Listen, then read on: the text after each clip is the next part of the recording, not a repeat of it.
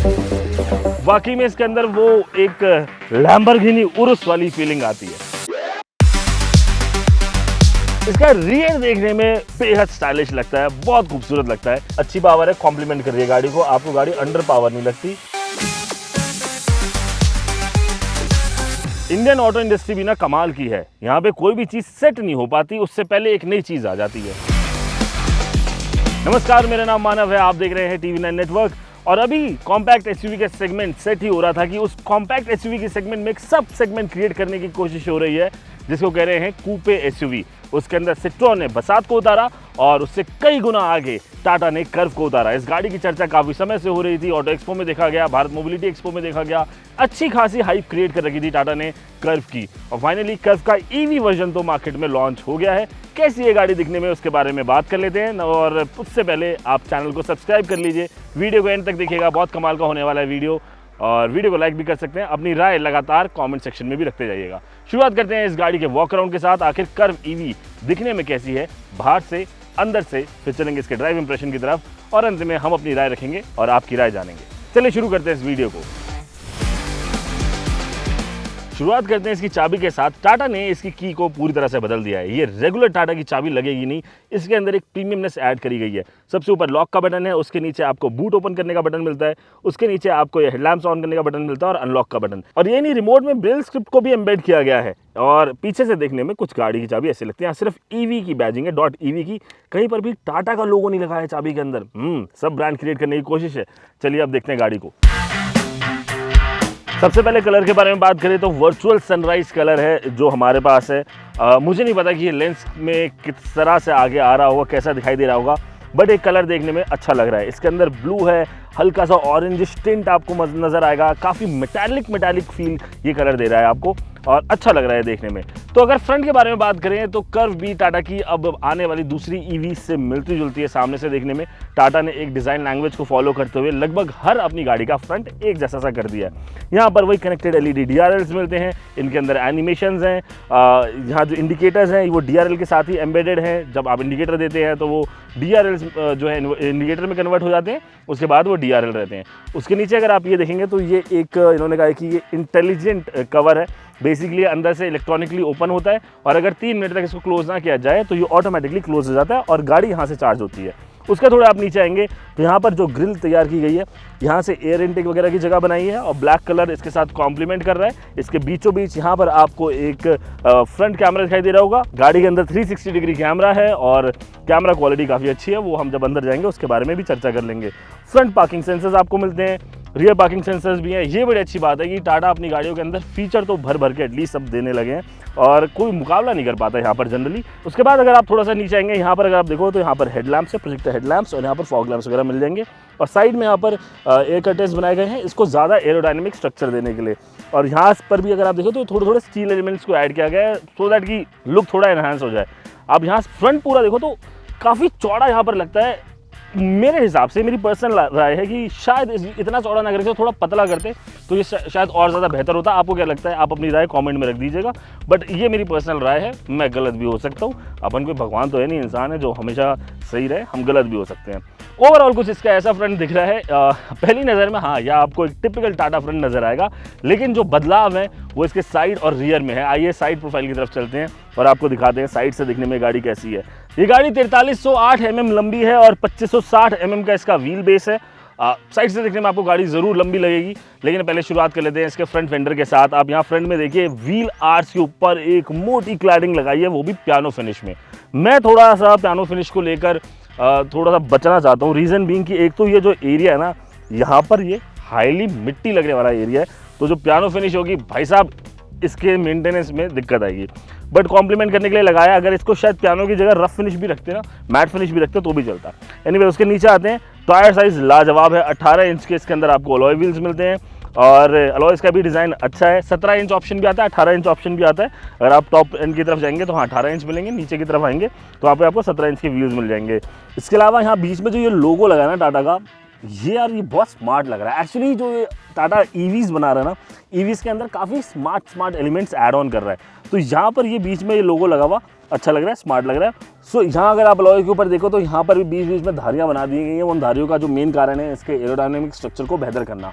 Actually EVs के अंदर ना एरोडायनेमिक्स का बहुत ख्याल रखना पड़ता है, क्योंकि अगर एयर ड्रैग बढ़ा तो वहाँ पर रेंज घटेगी, और रेंज ही सबसे बड़ी चीज़ है किसी भी ईवी के लिए। उसका प्लस पॉइंट, उसका माइनस पॉइंट, दोनों ही रेंज होता है।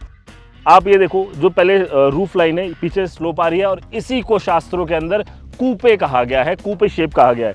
सो बेसिकली आगे से थोड़ा सा एसयूवी स्टांस में शुरू तो होती है, बट वो जाके खत्म होती है सेडान टाइप में। एक चीज़ तो थोड़ी सी अटपटी लगती है, वो ये कि ये जो रूफ है वो यहाँ खत्म हो रही है, और उसके बाद ये जो बोनेट है वो थोड़ा सा उठ के खड़ा हो रहा है। सो अगर ये रूफ मुझे लग रहा है यहाँ तक मिल जाती तो शायद ये थोड़ा सीमलेस डिज़ाइन हो जाता, लेकिन अगर आप देखो तो यहाँ आपको थोड़ी सी चीज़ अजीब सी लग जाएगी कि भाई आगे जो बोनेट है वो अलग हो गया और बाकी पूरी रूफ अलग से स्टार्ट हो रही है, वो चीज़ लग रही है। ORVM की बात कर लेते हैं। इसके नीचे कैमरा लगा हुआ है, मैंने आपको बताया 360 डिग्री का कैमरा है इसके अंदर। यहीं पर आपको इसके ऊपर इंडिकेटर भी मिल जाता है। ORVM size is good. Flush door handles हैं और इसके ऊपर लाइट लगी हुई है। ये जो लाइट है बेसिकली अगर मान लो अंधेरा हो रखा है, आपने गाड़ी अनलॉक करी तो आपको पता लग जाएगा कि आखिर डोर हैंडल है कहाँ पे। और फ्लश डोर हैंडल का मतलब ये है कि भैया ये इस प्रकार खुलता और बंद होता है। यहाँ पर रिक्वेस्ट सेंसर है, क्लीन है, चीज़ें काफ़ी क्लीन है, और मतलब वो हाईटेक फीलिंग आपको इसके अंदर मिलेगी। Now this is a place जहाँ पर टाटा ने सबसे ज़्यादा मेहनत करी है, वो है इसका रियर। इसका रियर देखने में बेहद स्टाइलिश लगता है, बहुत खूबसूरत लगता है। पीछे से देखने में इस गाड़ी को बहुत मज़ा आता है। मतलब मेरा बस चलता तो मैं स्टीयरिंग पिछली सीट पे लगा लेता और इस गाड़ी को पीछे की तरफ से रिवर्स ही चलाता। ये इतनी बढ़िया लगती है पीछे से देखने में। वाकई में इसके अंदर वो एक लैम्बोर्गिनी उरुस वाली फीलिंग आती है। अब ऊपर से शुरू करते हैं।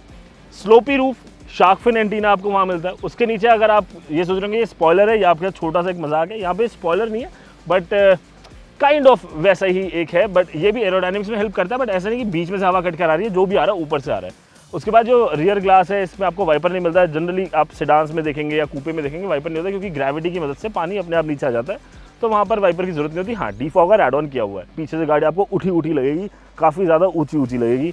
बड़ा अच्छा है, कलर्स का इस्तेमाल बहुत अच्छा है। ब्लू के साथ जो ब्लैक को कॉम्प्लीमेंट किया गया है, उसको जोड़ा गया है, वो चीज़ बहुत अच्छी लग रही है। टाटा का लोगो भी काफ़ी सोफिस्टिकेटेड लग रहा है, जिस तरह के से प्लेस किया गया है। उसके नीचे कैमरा है और रियर पार्किंग सेंसर्स वगैरह आपको इसके अंदर सब कुछ मिल जा रहे हैं। तो कुल मिला के ऐसा इसका रियर दिखता है। आपको कैसा लग रहा है ये बात आप कमेंट कर बताइएगा।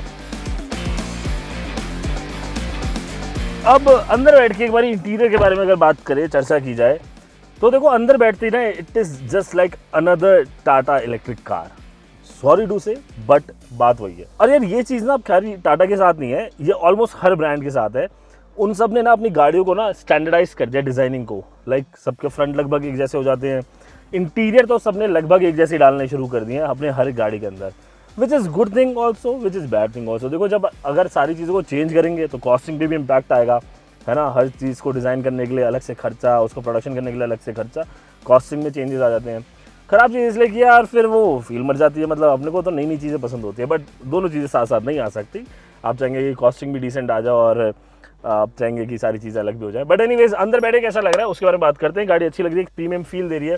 जो स्टीयरिंग व्हील है डी शेप का स्टीयरिंग व्हील है, और इसको डिजिटल स्टीयरिंग कहते हैं क्योंकि यहाँ बीच में इसका लोगो जो है वो एलिमिनेट होता है। सो ओवरऑल जो डैशबोर्ड वगैरह की क्वालिटी है वो अच्छी है। मतलब बहुत ज़्यादा सॉफ्ट मटेरियल नहीं है, लेकिन ऐसा कुछ हार्ड मटेरियल भी नहीं है जो आपको बुरा लगेगा। यहाँ 12.3 इंच की टच स्क्रीन है। यहाँ MID जो है वो भी पूरी तरह से डिजिटल है। वो टाटा की अब हर गाड़ी के अंदर ही वो डिजिटल MID ही आते हैं। मैं वही बता रहा हूँ, स्टैंडर्डाइजेशन यहाँ पर किया गया है। JBL के स्पीकर्स लगे हुए हैं, 6 एयर बैग्स हैं, और AC वेंट्स वगैरह की पोजीशन भी ठीक है, उसमें भी कोई आपको शिकायत नहीं मिलेगी। यहाँ पर आपको ये पेडल शिफ्टर मिलते हैं। बेसिकली ये पेडल शिफ्टर्स हैं बैटरी रीजन को कंट्रोल करने के लिए। डी शेप स्टीयरिंग व्हील, इसके बारे में बात हो गई।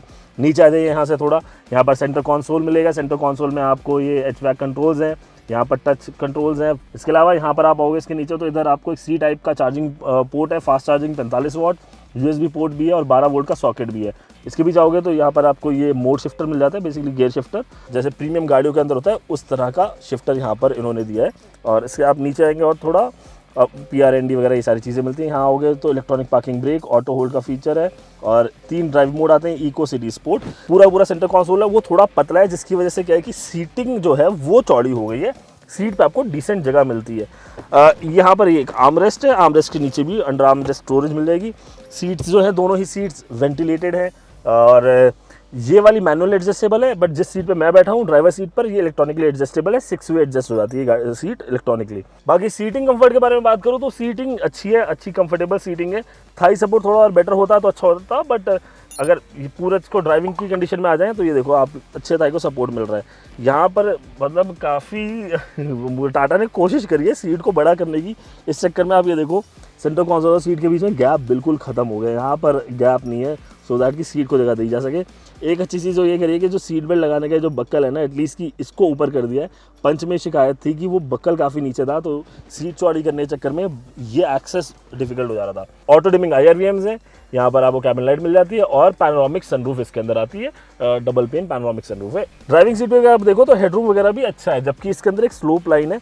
मेरी हाइट तकरीबन 5 फीट 9 इंच के आसपास ही है, और उसके हिसाब से भी आप देखो तो ठीक ठाक सा हेडरूम यहाँ पर आपके लिए मिलेगा। डिसेंट लुकिंग डोर्स हैं, क्रोम का वो डोर खोलने का बटन दिया हुआ है, पियानो फिनिश वगैरह आपको सारी चीज़ें मिल जाती हैं। नीचे JBL स्पीकर, यहाँ पर देखो जी ग्लव बॉक्स में जो स्टोरेज है, और यहाँ पर ये कप होल्डर जो है ग्लव बॉक्स के अंदर दिए हुए हैं, और इधर भी ऊपर स्टोरेज की जगह बनाई हुई है, तो अच्छी खासी स्टोरेज आपको ग्लव बॉक्स में मिलती है। गाड़ी में कहीं कप होल्डर है नहीं, एक्चुअली यहाँ पर कहीं कप होल्डर नहीं है, तो ये एक सजेशन है, अगर हो सके तो अगली बार गाड़ी में कहीं कप होल्डर रखने की जगह बनाइएगा। मैं बताता हूँ आपको क्या हुआ कि मान लो ड्राइव थ्रू से अपन ने बर्गर कोल्ड ड्रिंक ले ली, कोल्ड ड्रिंक रखने की जगह नहीं है, आप समझ रहे हो, ये प्रैक्टिकल प्रॉब्लम है। अब मेरे साथ बहुत होती है क्योंकि मैं ड्राइव थ्रू से कई बार खाना वाना ले लेता हूँ, वहाँ पर आप कोल्ड ड्रिंक रखने की जगह नहीं है। मान लो कि आप जैसे अभी हम उदयपुर में आए, हसीन वादियों में आए, यहाँ पर बैठ के हम सोचे गाड़ी में बैठ के मैगी और चाय पी लें, तो चाय का ग्लास रखने की जगह नहीं है। ये जगह बनाई जाए मित्रों, क्योंकि अभी गाड़ी क्या है ना, सिर्फ ये मकसद नहीं रह गया घर से ऑफिस, ऑफिस से घर, गाड़ी लेजर का भी तरीका है। अब बात करते हैं इसके 12.25 इंच के टच स्क्रीन इंफोटेनमेंट सिस्टम के बारे में। ये अगर आपने टाटा की सफारी देखी हो या टाटा नेक्सॉन EV देखी हो, तो उसी तरह का यूज़र इंटरफेस है, सेम यूज़र इंटरफेस है इसके अंदर जो आता है। और इसमें क्या कुछ मिल रहा है मोटे मोटे तौर पर मैं आपको बता देता हूँ। अगर आप देखो होम स्क्रीन पे, तो यहाँ पे आपका जो भी मीडिया प्ले हो रहा है, एयर कंडीशनिंग, arcade.ev, यहाँ पर आप डिवाइस पेयर करने के लिए JBL मोड्स, मूड लाइटिंग वगैरह, AQI, ये सारे विजेट्स जो हैं ये आपको होम स्क्रीन पे मिल जाते हैं। इसके बाद एक बार थोड़ा सा अंदर चलते हैं। Android auto, Apple CarPlay wireless है, अमेजॉन एलेक्सा मिलता है, अमेजॉन प्राइम वीडियो आपको इसके अंदर मिल जाता है। अगर यहाँ पर अभी नेटवर्क नहीं आ रहा है, बट इसके अंदर आप अमेजॉन प्राइम चालू करके वीडियो वगैरह सब देख सकते हो, डिज्नी प्लस, हॉटस्टार देख सकते हैं। arcade.ev में जाएंगे तो यहाँ पर आपको तमाम ऐप्स मिलती है। मान लो आपको गाड़ी चार्ज करने में 1 घंटे का समय लग रहा है, आप बैठ के गेम खेलते रहो, मूवीज़ देखते रहो, गाने सुनते रहो, और जो मर्जी चाहे ऑडिबल पे आके बुक्स पढ़ लीजिए, Amazon music, Desh radio, Gaana, pocket cast, triple FM, tune in radio, Spotify, काफ़ी सारी चीज़ें आपको इसके अंदर मिल जाती हैं। ठीक है, तो एक चीज़ ये हो गई। इसके बाद इमेज व्यूअर है, आप पेन ड्राइव लगा के फ़ोटो वोटो देख लो। मूड लाइटिंग, बेसिकली आप इसके अंदर चलेंगे अगर, तो ये देखो यहाँ पर ना अलग अलग तरह के मूड लाइटिंग है। आप फ्रंट, रियर, रूफ सबकी लाइट ऑन ऑफ भी कर सकते हो। फ्रंट की चाहो तो ऑफ कर दूँ, मूड लाइट ऑफ करूँगा टोटल, या फिर फ्रंट में ऑफ करना चाहूँ, फ्रंट ऑफ करूँगा तो आप देखो यहाँ पे लाइट्स ऑफ हो गई हैं, रियर ऑफ करूँगा तो पीछे ऑफ हो गई है, रूफ ऑफ करूँगा तो कुछ इस तरह से ऑफ हो जाएगा। अब सारा ऑन कर देते हैं। इसके रूफ में भी ना जो ये सन रूफ है, इसके चारों तरफ इन्होंने एक वो फॉल सीलिंग के बीच में जैसे लाइट लगाते हैं, उस तरह की लाइटिंग दी हुई है। इसके अंदर भी अलग अलग मोड्स हैं, काम में आप जाओगे तो वहाँ पे जाके देख सकते हो, सनसेट मोड है, ओशन है, ये वेरिएंट वाइज ना मोड आते हैं और कलर आते हैं। आप यहाँ से भी पूरे कलर पैलेट के थ्रू आप इस तरह से लाइटिंग को चेंज कर सकते हो, सेट कर सकते हो। एक ये एवास चीज़ आती है इसके अंदर। एवास बेसिकली क्या है, ये एक तरीके से एक साउंड है, मतलब आपको मैं सीधी भाषा में समझाऊं तो EV गाड़ी के अंदर आवाज़ तो होती नहीं है, लेकिन क्या है कि अगर आप ये गाड़ी को लेकर ट्रैफिक में चल रहे हो, कहीं चल रहे हो, और अचानक से किसी के बगल में गाड़ी आ जाए तो वो आदमी घबरा सकता है, वो आदमी डर सकता है। तो ऐसी कंडीशन के अंदर ये एवास को इंट्रोड्यूस किया गया। इसके अंदर बेसिकली नकली इंजन की साउंड और एक चार्जिंग की साउंड, एक लॉक अनलॉक की साउंड, V2X की साउंड है। तो बेसिकली गाड़ी जब 20 की रफ्तार तक होती है ना, तो वहाँ पर एक बढ़िया सी हमिंग की आवाज़ आती है, वो बताने के लिए कि भाई गाड़ी पास आ रही है।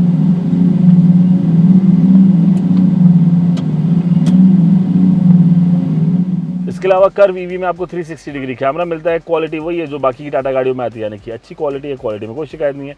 चारों तरफ ये कैमरा है, और 3D में भी आप ये गाड़ी को इस तरह से देख सकते हो। ये अब टाटा ने स्टैंडर्ड कर दिया है, ये आपको पंच में भी मिलेगा, नेक्सॉन में भी मिलेगा, सफारी वगैरह हर एक गाड़ी के अंदर आपको मिल जाता है, तो इसमें इतनी कोई बहुत बड़ी बात है नहीं। सेंटर कंसोल की बात करें तो यहाँ पर आप देखिए, यहाँ पर आपको ये इस बटन को दबाते ही आगे इसका जो चार्जिंग का पोर्ट है ना वो ओपन हो जाता है, चार्जिंग करने का जो पोर्ट है वो खुल जाएगा।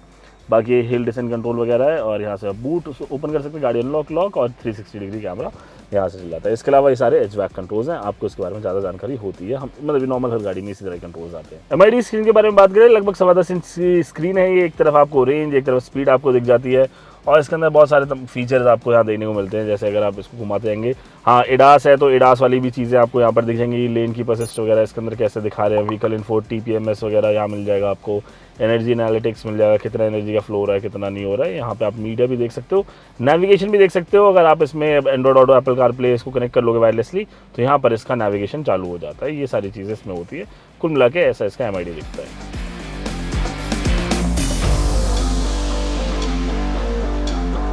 अब ज़रा इसका सेकंड रो का कंफर्ट वगैरह चेक कर लेते हैं आखिर है कैसा।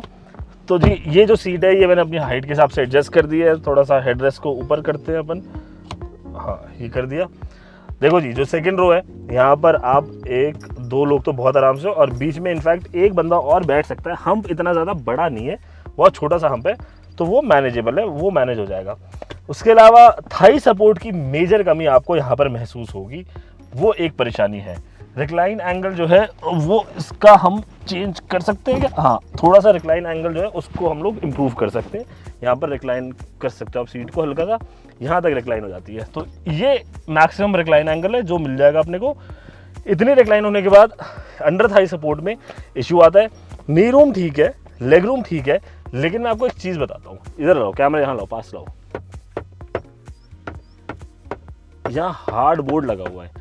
सो मान लो अगर आप यहाँ बैठे, आगे कोई लंबा आदमी बैठा और आपने यहाँ पे अपने घुटने लगा के सोचा कि मैं यूँ बैठ के जाऊँगा, जो कि हम लोग अक्सर करते हैं पीछे वाली सीट पर, तो आपके घुटनों में यहाँ पर इससे टकरा टकरा के दर्द हो जाएगा। कभी अक्सर ये होता है कि यहाँ पर जो है ना, ये ऐसा प्लास्टिक टाइप का हार्ड नहीं होता, सॉफ्ट कुशनी चीज़ होती है, वो चीज़ नहीं है। तो एक ये जो ऑब्जर्वेशन थी हमने सोचा आपके सामने रख दें। रियर AC वेंट्स हैं और उसके नीचे C टाइप का चार्जिंग पोर्ट है, विच इज़ गुड। यहाँ पर एक छोटा आर्मरेस्ट और साथ में 2 कप होल्डर यहाँ पर दिए हुए हैं टाटा ने कर्व के साथ, और ये हुक्स दिए हुए हैं यहाँ पर, कुछ लटकाना वगैरह चाहो तो कुछ लटका लेना। तो कुल मिला के ऐसी सेकंड रो दिखती है। सेकंड रो में हेडरूम के बारे में बात करें तो आई गेस एक एवरेज इंडियन हाइट के लिए तो हेडरूम ठीक है। कुछ ज़्यादा लंबा आदमी है तो उसकी परेशानी है भाई, वो आपकी पर्सनल प्रॉब्लम है, वो हमारी प्रॉब्लम नहीं है, ठीक है। बाकी शोल्डर रूम वगैरह ठीक है। तो यहाँ तक बात हुई इसके इंटीरियर के बारे में। अब चलते हैं इसके बूट स्पेस की तरफ, देखते हैं आखिर बूट में कितनी जगह है। वहाँ पर काफ़ी सरप्राइज मिलने वाले हैं। चलो, इलेक्ट्रॉनिक टेल गेट है, जेस्चर से भी खुलते हैं, बटन से भी खुलता है, रिमोट से भी खुलता है, और भिन्न भिन्न प्रकार के तरीके हैं इसको खोलने के। लेकिन बूट स्पेस बहुत अमेजिंग है। 7-8 ट्रॉली सूटकेस तो बहुत आराम से आएंगे, बहुत सारी जगह है। मतलब यही फ़ायदा है कूपे शेप में कि आपको वो सेडान वाली बूट स्पेस मिल जाती है, SUV वाली ग्राउंड क्लियरेंस मिल जाती है। अब चलते हैं इसकी ड्राइव की तरफ और आपको बताते हैं कि चलाने में टाटा कर्व EV है कैसी, कितना मज़ा आएगा कितना नहीं, और ये जो कूपे शेप है ये क्या हम भारतीयों को भाने वाली है या नहीं। चलिए ड्राइव पर चलें।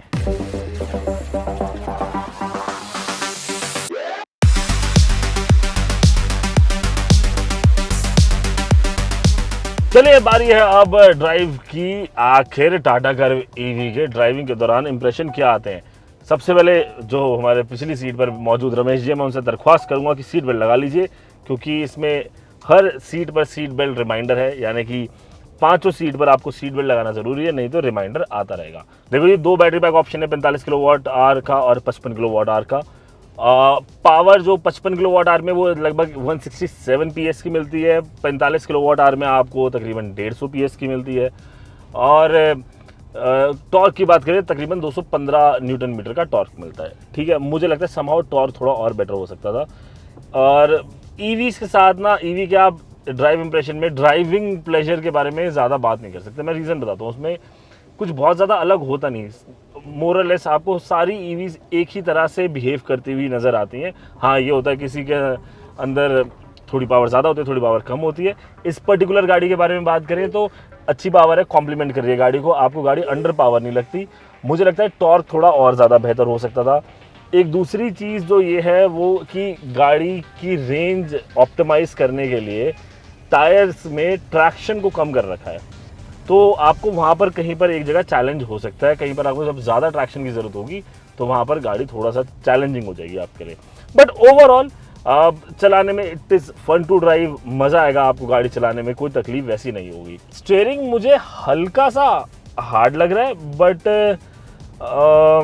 थोड़ा सा स्टीयरिंग और सॉफ्ट हो सकता है, लेकिन मुझे लग रहा है कि ठीक है। उसका एक कारण ये भी है कि वो इतना हार्ड नहीं है कि आपका हाथ दर्द करे, हल्का सा वेट है स्टीयरिंग के अंदर, शायद वो इसके कंट्रोल को ज़्यादा बेहतर करने के लिए, ताकि इसके कॉर्नरिंग वगैरह ज़्यादा बढ़िया तरीके से हो सके। देखो जी, हमने गाड़ी मोड़ी ऐसे, तो कॉर्नरिंग इज़ डिसेंट, टर्न्स वगैरह में आपको दिक्कत नहीं होगी।